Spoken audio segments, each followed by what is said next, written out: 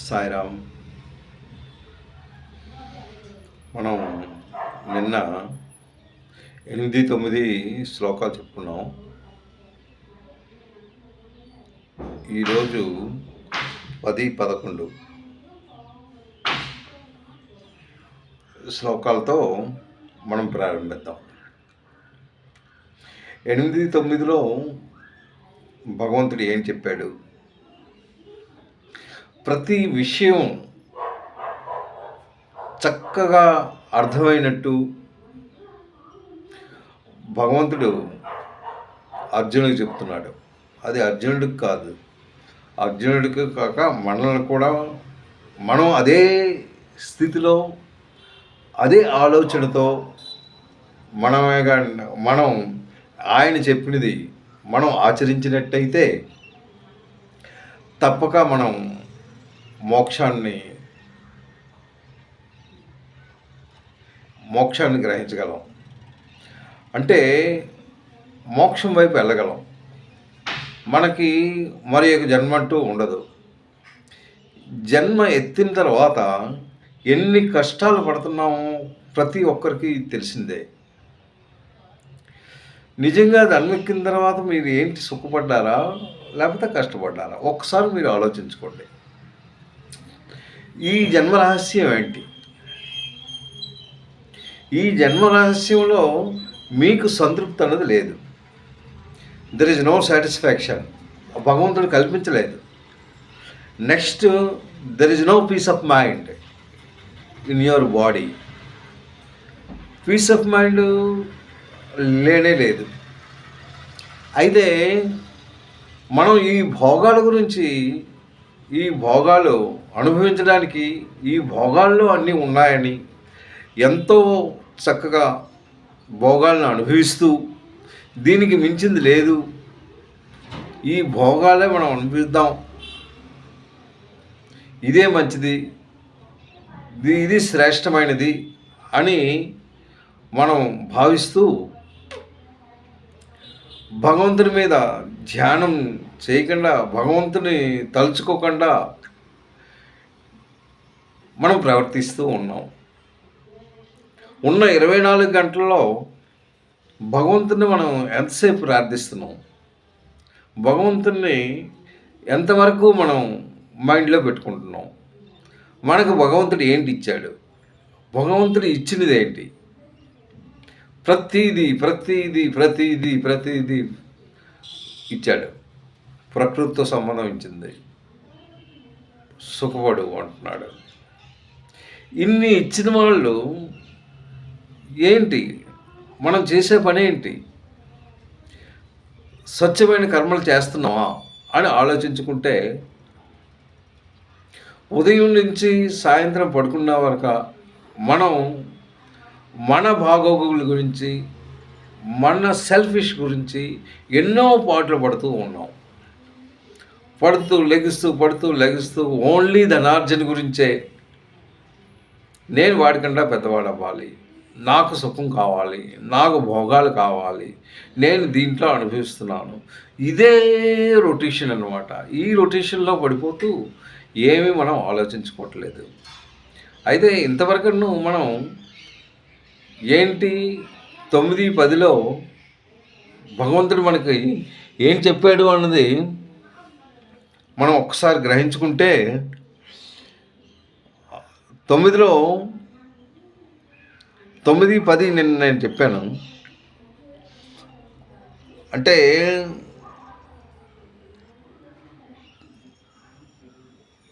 7, 8, 9, 10, 11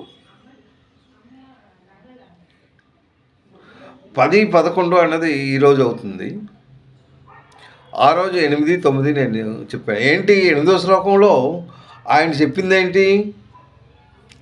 నీ కర్తవ్య కర్మాలు, నీవేవైతే కర్మలు చేస్తున్నావో ఆ కర్మలు నువ్వు చక్కగా నిర్వర్తించు. చక్కగా నిర్వర్తించడంలో ఎటువంటి ఇది లేదు. నీ కర్మలు నువ్వు చేస్తూ ఉండు. కానీ కర్మలు చేయకుండా ఉండవు. కర్మ కంపల్సరీ చెయ్యాలి. కర్మ లేకుండా ఏ మానవుడు జీవించలేడు అని ఆయన కర్మలు కంపల్సరీ చెయ్యాలి. కానీ అవి ఎలాంటి కర్మలు అన్నది నువ్వే నిశ్చయించుకో. అవి మంచివా చెడ్డవా. Before doing your duty, before doing any work, whether it is correct or not, just you think out. You must think out before doing the work. So అది ఎంతవరకు నిజం, అది నా కర్తవ్య కర్మైనా, నేను చేస్తున్న కర్మ మంచిదేనా చెడ్డదా, దీని తాలూకా లాభాలు మాత్రం ఆశించక, ఇది భగవంతుని మీద నువ్వు పెట్టేయాలి, అది భగవంతునికి అర్పితం చేసేయాలి. అదనమాట. అది నువ్వు కర్మలు చేయడానికి కాదు, మంచి కర్మలు చేస్తూ ఉండు. ఆ తర్వాత కర్మలు చేయకుండా ఎవరు ఉండలేరు. అసలు జీవనం, నీ బాడీ పోషణార్థం గురించి నువ్వు కంపల్సరీ అది చెయ్యాలి అంటున్నాడు. ఆ తర్వాత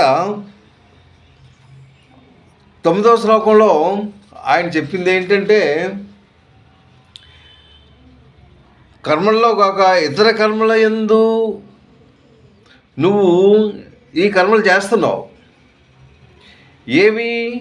యజ్ఞార్థ కర్మలు, అంటే భగవంతుని తాలూకా కర్మలు, భగవంతుడు నియమించిన కర్మలు, నీ తాలూకా నిష్కామ కర్మలు, అవన్నీ చేస్తున్నావు. ఇది చేస్తున్నప్పుడు నువ్వు మంచి కర్మలతో ఆ కర్మల్లో నువ్వు బందీ అవ్వక, జస్ట్ కర్మ చేసావు అయిపోయింది. కానీ ఆ బంధంతో నువ్వు ఉండద్దు. కర్మ బంధంలో పడ్డావు అంటే నువ్వు ఇంకా రొటేషన్లో పడిపోతావు. కర్మబంధన అంటే ఏంటి? ఒక కర్మ చేసావు, దానికి లాభం వచ్చింది, ఆ లాభాన్ని మరొక విధంగా చేసావు. కర్మల లోపల ఏంటి? అంటే వ్యవసాయం ఒక కర్మ అవుతుంది, ఆ తర్వాత బిజినెస్, నీ డ్యూటీ, ఇవన్నీ కర్మలే. కానీ ఆ బంధంలో ఉండక నువ్వు కర్మ చెయ్యి అంతే. ఏంటి ఫలితం వచ్చిందో ఆ ఫలితం భగవంతుడిగా నువ్వు అర్పించు. ఓకే, నేను ఈరోజు ఇది చేశాను అనేసి ఇది చేయగానే ఆసక్తిగా నువ్వు ఏ కర్మలు చేయకు. అంటే ఆసక్తి రహితంగా కర్మలు ఎక్కువ చేసినట్టయితే, అంటే ఒక్క కర్మ కాక ఇంకొక కర్మ ఆసక్తి, అంటే నీకు ఆశ పుట్టిందనమాట. దానితో కోరికలు వస్తాయి, ఆ కోరికలతో ఇంకన్నూ ఎక్కువ అవుతాయి. ఆ కర్మబంధన అన్నది నువ్వు లిమిట్స్ చేసుకో. కర్మబంధంలో నువ్వు పడద్దు అనేసి అక్కడ చెప్తూ, ఆ తర్వాత 10వ శ్లోకం స్టార్ట్ చేశాడు. 10లో ఏం చెప్తున్నాడు అన్నది మనం జాగ్రత్తగా విందాం. సహ యజ్ఞ ప్రజా సృష్ట్వా పురోవాచ ప్రజాపతి. ఇక్కడ ఈ శ్లోకంలో భగవంతుడు ఎంతటి వాడు అనేసి చాలా చక్కగా ఆయన చెప్పుకొచ్చాడు. సహయజ్ఞ ప్రజా సృష్ట్వా అంటే సృష్టించినవాడు. అంటే ఈ ప్రజల్ని, అంటే ఈ లోకాన్ని సృష్టించేవాడు ఎవడు? దేవేంద్రుడు.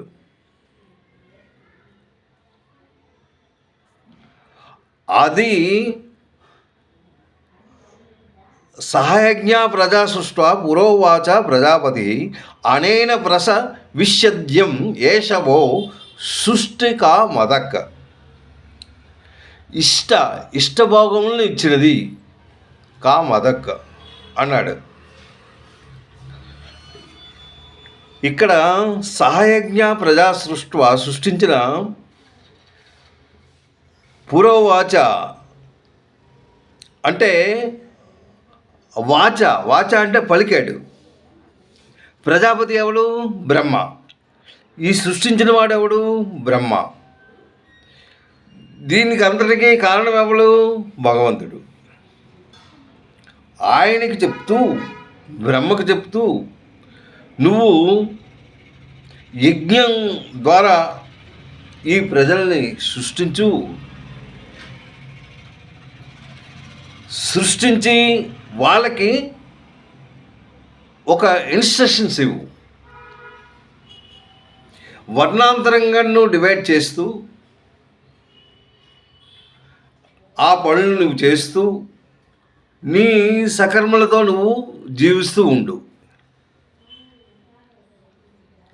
ఇది రొటేషన్గా నువ్వు అవడానికి ఎటువంటి ఇది లేక నువ్వు భగవద్ ధ్యానంలో ఉంటూ భగవంతుని ధ్యానిస్తూ నువ్వు ముందుకు సాగుతూ ఉండు. సహయజ్ఞ ప్రజా సృష్ట పురోవాచ అంటే పలికాడు ప్రజాపతివే అంటే బ్రహ్మ. అనేనా అంటే అంటే ఈ ఏదైతే యజ్ఞం చేశాడో సహయజ్ఞ ఈ బ్రహ్మ యజ్ఞం చేస్తూ వీళ్ళని సృష్టించాడు. ప్రసవిద్వం అది ఎలాగ అభివృద్ధి చేయాలి. అనేన విశ్యద్వం అంటే వృద్ధి చెందడం. సృష్టిక మదక్ ఇష్టభోగములు అంటే దీంట్లో ఇష్టభోగములు ఇచ్చినది ఏంటి అంటే బ్రహ్మదేవుడు ప్రజలను సృష్టించి మీరు ఈ యజ్ఞం ద్వారా అంటే దీని ద్వారా మీరు వృద్ధి చెందండి. ఈ యజ్ఞాలు ఎలాగ ఉంటాయి? ఇవే మీకు కామధేనువు. ఈ యజ్ఞం ద్వారా ప్రకృతి వచ్చింది. ఈ ప్రకృతి ద్వారా అన్నీ మీకు దొరుకుతాయి. దీంతో మీరు జీవించండి. అంటే సృష్టి ఎలా ఏర్పడ్డది, ఈ సృష్టికి గల కారణం ఏమిటి, ఈ సృష్టి చేసినప్పుడు బ్రహ్మ యజ్ఞం ద్వారా సృష్టిని పెట్టించి దాన్ని అభివృద్ధి చేయమని అందరికీ చెప్పాడు. ఈ ప్రకృతిని కూడా ఆయనే సృష్టించి దాన్ని ఇంకా ముందుకు తీసుకెళ్ళి ఈ యజ్ఞాలు ఏంటి ఇది మీకు కామధేనువుగా ఉపయోగపడుతుంది. కామదుక్ అంటే కామధేనువు అంటే అవన్నీ మీకు ఇష్టభోగాలు ఇచ్చినవి. ఎలాగ ఇష్టభోగాలు ఇస్తాయి? ఎక్కడి నుంచి వస్తుంది ఈ ఇష్టభోగాలు? ప్రకృతి నుంచి వస్తుంది. ఈ ప్రకృతి నుంచి ఆయన తెస్తూ మీరు ఇలా జీవించండి అని చెప్తున్నాడు. సహయజ్ఞ ప్రజాపతి యజ్ఞం ద్వారా సహాయజ్ఞ ప్రజ అంటే మొత్తం ప్రజల్ని అంటే సృష్టించాడు. సృష్టించి ఇలా పలికాడు. ఎవరు? ప్రజాపతి బ్రహ్మ. సహయజ్ఞ ప్రజా సృష్ట్వా పురోవాచ ప్రజాపతి.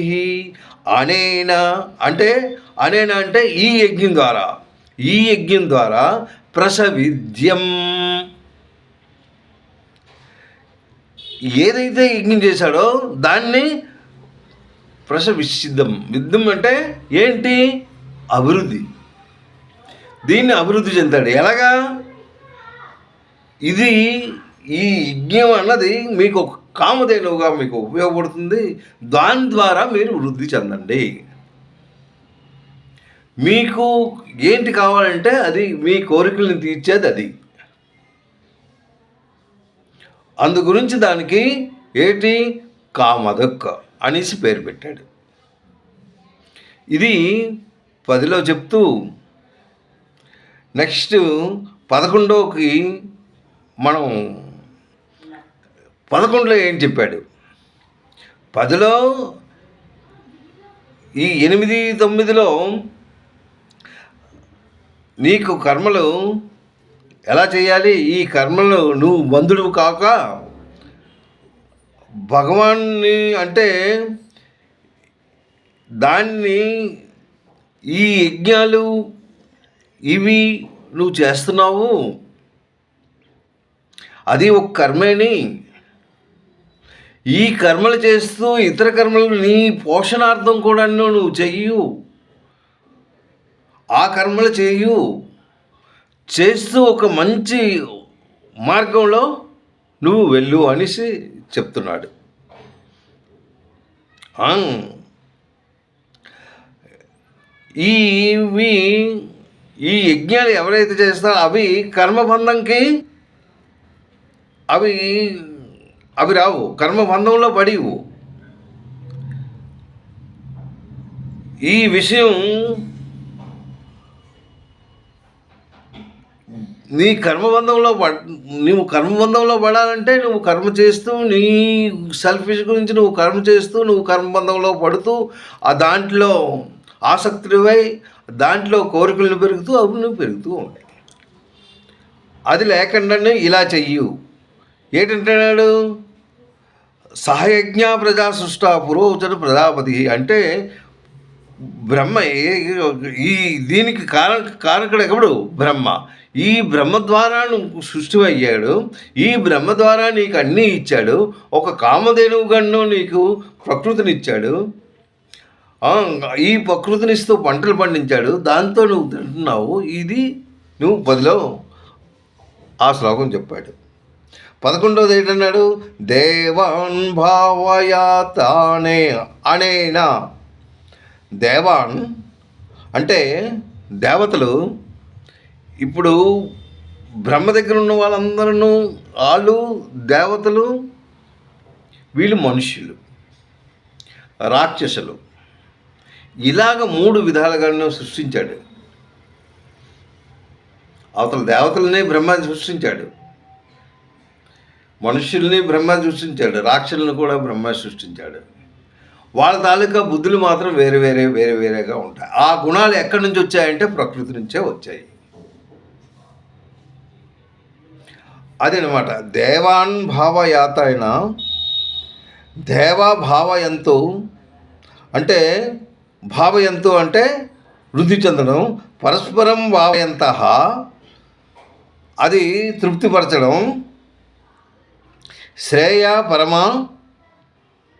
అస్యద అవాస్యద అంటే పొందగలవు.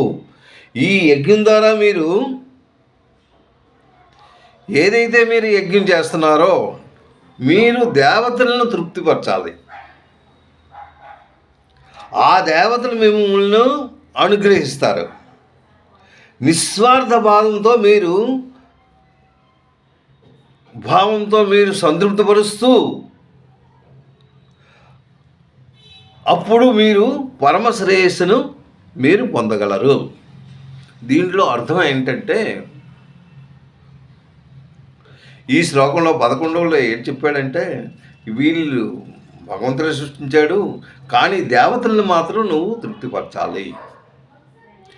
దేవతలను నువ్వు తృప్తిపరిచినట్టయితే నీ శ్రేయస్కరం, నీకు సంతృప్తికరంగా నీకు ఉంటుంది.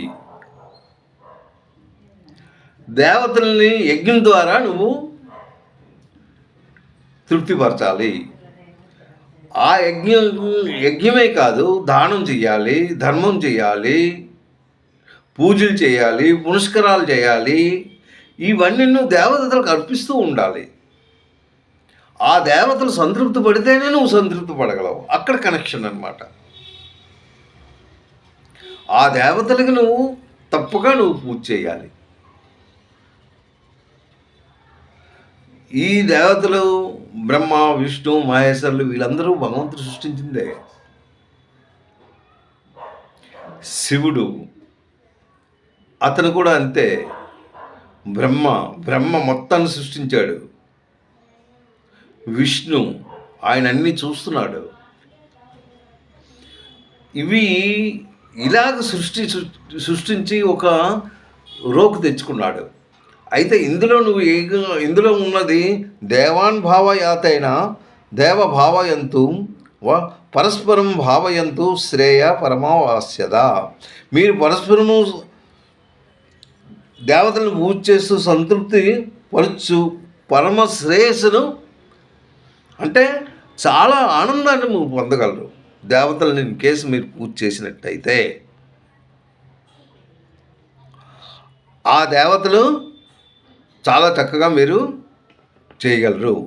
దేవతలని మీరు పూజ చేయండి అనేసి ఆయన ఇక్కడ మనకి అది